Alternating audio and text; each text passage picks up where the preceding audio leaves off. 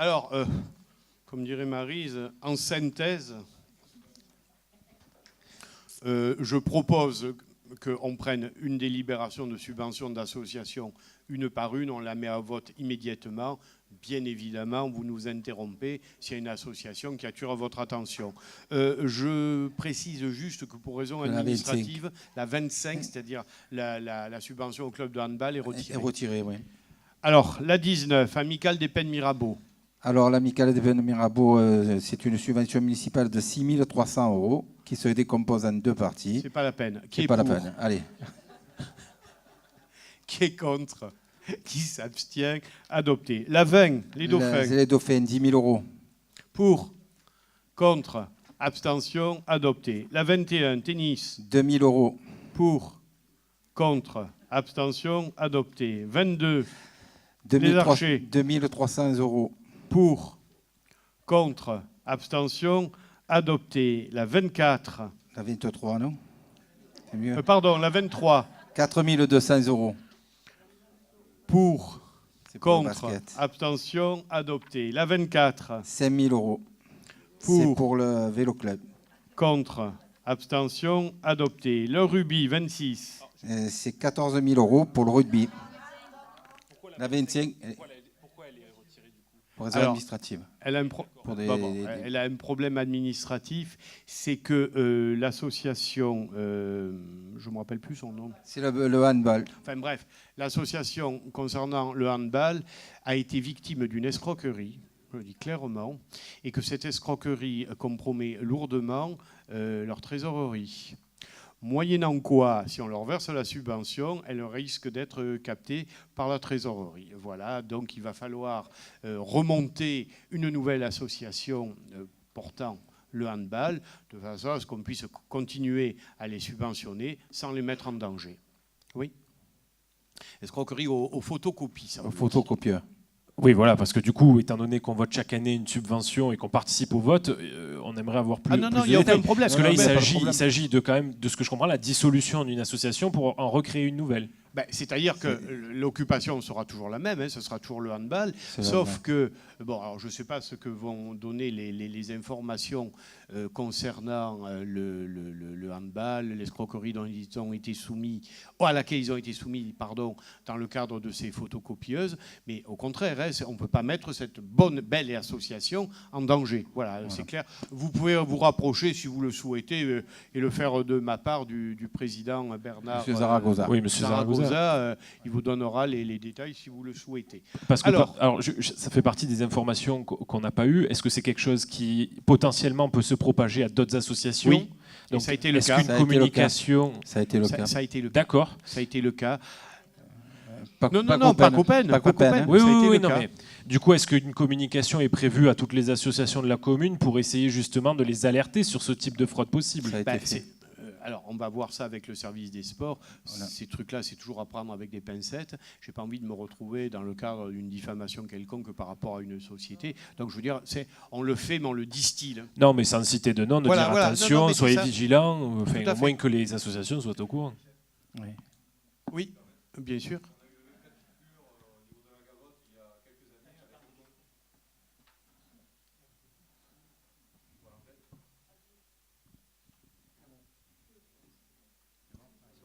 On a eu le même cas de figure au niveau de la Gavotte avec le local qui hébergeait le magasin de téléphonie. Et en fait, c'est pour ça qu'il a fermé. Donc liquidation judiciaire par rapport à des contrats de photocopieurs. Donc en fait, il n'y a pas que dans le milieu associatif, il y a aussi au niveau des commerçants où il y a ce problème. Ça a été répertorié plusieurs fois, on les a vus à la télé. Mais bon, comme ce sont des vraies sociétés, de vrais contrats qui sont signés, c'est toujours aménagé de façon très délicate. Enfin, moi, pour ne rien vous cacher, j'ai appris ça sur le stade il y a moins d'une semaine. Je n'étais pas au courant, c'est M. Zaragoza qui m'en a parlé directement. Les services avaient anticipé, avaient fait le nécessaire. Effectivement, on retire ces délibérations pour cette raison. Voilà. Ensuite, donc, la 25 est retirée. La 26, rugby, combien? Le rugby, 14 000 €. Pour? Le rugby. Hein. Non, mais je dis pour. C'est un gag. Contre, abstention, adopté.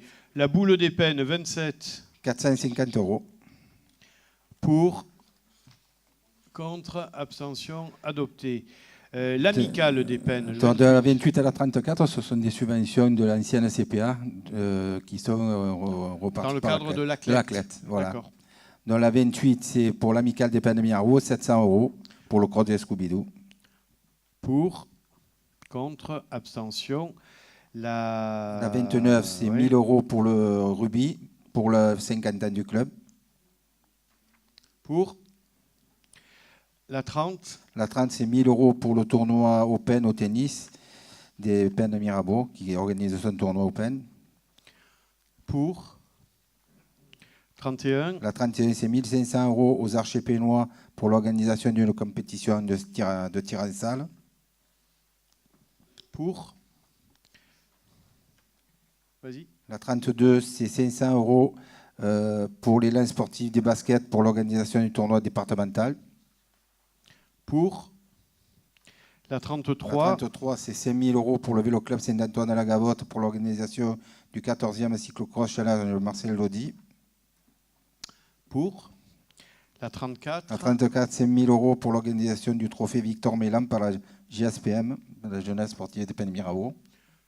Monsieur Boucher ne participe pas Par vote. Pour montrer que je suis pour. Et la 35. Et la 35, c'est une motion de soutien à la candidature de la ville de Paris pour l'organisation des Jeux olympiques et paralympiques d'été 2024. Bien que la ville de Los Angeles souhaite organiser ça en 2028, l'annonce officielle se fera en septembre, qui sera l'occasion de célébrer cette attribution lors du mois du sport sur la ville des peines de Mirabeau. Tout le monde est pour? Oui, monsieur? Non, par cette délibération, vous demandez à vos élus pénois de soutenir la candidature de Paris aux Jeux Olympiques de 2024. Donc nous sommes pour le sport, évidemment, avec toutes les valeurs qui y sont attachées. Mais vous savez très bien que les Jeux Olympiques font partie de ces événements qui coûtent le plus cher à organiser. Alors je passe sur le côté amateur, où c'est devenu un business avec pratiquement que des pros, sauf en boxe, mais enfin bon, c'est pas le sujet. Alors il y a quelques chiffres. Les Jeux Olympiques de Pékin de 2008, 31 milliards d'euros. Ceux de Londres en 2012, 11 milliards d'euros, avec 5 milliards prévus à la base. Ceux de Sochi en 2014, ceux d'hiver, 36 milliards d'euros, les plus chers de l'histoire. Et là, pour les Jeux de Paris, donc en 2024, 6,5 milliards d'euros prévus au départ, mais minorés pour l'instant, ce qui est énorme déjà. Mais ce budget risque de doubler, voire même de tripler en 2024. Alors pourquoi? Tout simplement parce que le scénario est toujours le même. La facture, elle enfle, car il faut livrer les chantiers dans les délais les plus stricts. Il peut aussi y avoir des incidents, des fouilles imprévues à mettre en place, la sécurité à renforcer, comme la dernière fois à Londres avec les attentats islamistes, on s'en souvient, et ce sera pareil à Paris. Bref, des problèmes qui ne peuvent être résolus que grâce à des dépenses supplémentaires. Donc au-delà de ça, après les JO, les infrastructures ne sont pas utilisées et finissent par pourrir comme à Athènes ou à Rio. Et les villages olympiques sont vaguement réutilisés, des fois comme logement, mais leurs aménagements coûtent très cher. Donc il suffit de regarder les chiffres. Les Jeux olympiques d'été, en moyenne, c'est à peu près 2,5 fois le budget initial. Donc pour un budget prévisionnel d'environ 6,5 milliards d'euros, les Jeux olympiques de Paris, ça arriverait à peu près 16 milliards d'euros de coût global. Et ces milliards, évidemment, seraient beaucoup plus utiles pour l'armée, qui manque beaucoup de moyens et de pièces détachées. Cette armée qui est censée nous défendre et qui a vu son budget, je vous rappelle, réduit de 830 millions d'euros par ce président que vous soutenez, ce qui est inacceptable. Pareil pour la sécurité civile avec les Canadair, on en a parlé très largement tout à l'heure. Et que dire des commissariats de police aussi, qui ont besoin de réflexion. Donc ces milliards seraient aussi bien utiles pour des grands projets comme le canal Seine Nord-Europe, par exemple, je ne sais pas si vous en avez entendu parler, à peu près 4,5 milliards d'euros, et l'État n'est à ce jour toujours pas capable de verser sa contribution d'1 milliard d'euros depuis des années, car les financements adéquats ne sont pas rassemblés. Et dans le contexte de rigueur budgétaire, le gouvernement français a décidé de regeler les investissements dans les grandes infrastructures de transport. Bon, après, vous allez sûrement me dire, oui, mais C'est normal, c'est pour le prestige, l'image dans le monde. Bon, c'est un peu vrai, mais en vérité, en termes de gain de prestige, c'est zéro. Hein. Quand on vous parle de Jeux Olympiques, par exemple, à Londres, vous pensez davantage au Tower Bridge de Londres. À Sydney, ça me parle plus l'opéra que les Jeux Olympiques. Paris a déjà du prestige et elle accueille beaucoup de touristes pour l'instant en été. Et des touristes viendront pour les Jeux Olympiques, mais la plupart ne viendront pas, justement à cause des Jeux Olympiques. L'image d'une ville doit se travailler hein, donc, dans le temps, ça c'est normal, et les Jeux Olympiques ne donnent pas une image dans la durée. Donc c'est plus le cas, par exemple, pour un salon ou pour un festival comme à Cannes, par exemple. Donc des solutions plus économiques existent. Bon, par exemple, faire des jeux low cost, comme l'avait proposé la candidature de Budapest pour 2024. Ou alors choisir une ville par continent et faire tourner tous les 4 ans. Ou alors faire revenir les jeux tous les 4 ans à Athènes. Enfin bon, ça, c'est pas nous qui décidons, mais ça serait une idée que j'avais pensée. Donc voilà, en résumé, cette délibération, je pense qu'elle ne sert à rien, vu que les jeux sont déjà attribués à Paris pour 2024. À part vous faire mousser, je pense, auprès de Macron. Pour lui, en tant que petit comptable de l'Union européenne de Bruxelles, qui demande toujours plus aux Français, hein, de se serrer la ceinture, plus d'austérité. On le voit avec la baisse des APL, voilà, la hausse de CSG, enfin, tout le monde le sait, hein, on le voit. Pour lui, pour Macron, obtenir l'organisation des Jeux Olympiques, ben, c'est une victoire dans l'immédiat. Alors qu'on sait très bien que plus tard, sous les ordres de Mme Merkel, il devra encore rogner sur les services publics par manque de moyens. Donc pour toutes ces raisons, nous voterons contre cette délibération. Je vous donne la parole. Jusqu'à la fin, je pouvais entendre votre argument. Je peux comprendre qu'on soit contre les Jeux Olympiques à cause du coût. Bon, moi je suis pour parce que je pense que c'est une bonne opération. Par contre, quand vous dites que je fais ça pour me faire mousser auprès de Macron, c'est tout simplement ridicule. D'abord parce que je ne cherche pas à me faire mousser auprès de Macron. Et entre nous soit dit, si j'avais besoin de me faire mousser auprès de lui, il me semble qu'il y a des choses un peu plus... plus dans mes cordes. Bon, en tant que maire et en tant que Français, je pense que c'est une bonne chose par rapport aux valeurs que portent les Jeux Olympiques, mais je comprends votre argument. Je vous dis, il n'y a que la fin qui est un peu petite. Il y avait M. Amaro, mais d'abord Mme Monton qui voulait parler. Oui, juste je voulais revenir sur le cas des Jeux Olympiques à Londres. Je ne sais pas si vous avez visité Londres depuis les Jeux Olympiques, mais le quartier qui a été rénové, c'est celui où il y a eu la plupart des épreuves qui ont été, des compétitions qui ont été réalisées. Il y a eu une rénovation du quartier, un quartier qui était complètement laissé à l'abandon, une rénovation du quartier, et ce de façon durable, qui est extraordinaire. Et ça, sans les Jeux Olympiques, il ne l'aurait pas eu. Et pourtant, je pense qu'en globalement, on ne peut pas accuser la Grande-Bretagne d'être à la botte de l'Union européenne. Regardez à Sochi, si vous allez voir. Tout ce qui a été construit qui ne sert plus à rien. Monsieur Amaro. Je parle de Londres. Non, mais bon. Mais effectivement, sur les Jeux Olympiques, après, on peut avoir plusieurs avis. Mais du coup, c'est quand même intéressant parce qu'en France, quelle est l'infrastructure qui risque de ne pas être utilisée dans les décennies à venir? Ça, du coup, c'est une question que j'ai, si vous avez la réponse, Monsieur Sanchez. Parce qu'effectivement, dans d'autres pays, c'est le cas.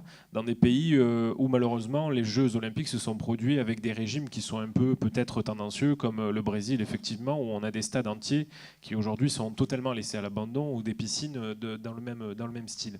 Ce qui est certain, c'est que sur Paris, ça va permettre aussi de rénover de nombreux quartiers. Ça va permettre aussi, puisque ce qui va être construit pour les athlètes sera transformé en logement par la suite. Donc ça va permettre aussi exactement d'amener de nouveaux logements, de développer la Seine-Saint-Denis qui est en train de se développer aussi. Donc après, encore une fois, tout a un coût.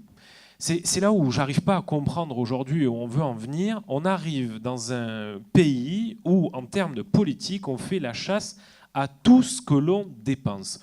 Tout. Mais tout a un coût. Le problème, c'est qu'il ne faut pas tout stopper.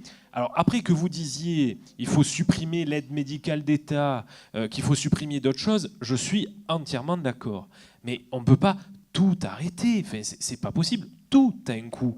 Donc il faudrait peut-être réfléchir différemment et peut-être plus contrôler. Mais de dire qu'à chaque fois ça coûte tant, encore une fois, l'école ça coûte, les hôpitaux ça coûte, tout coûte. Alors dans ce cas-là, ne dépensons plus rien et ne faisons plus rien. Bien, on va peut-être mettre au vote qui est pour, Qui est contre? 2 contre. Qui s'abstient? Adopté.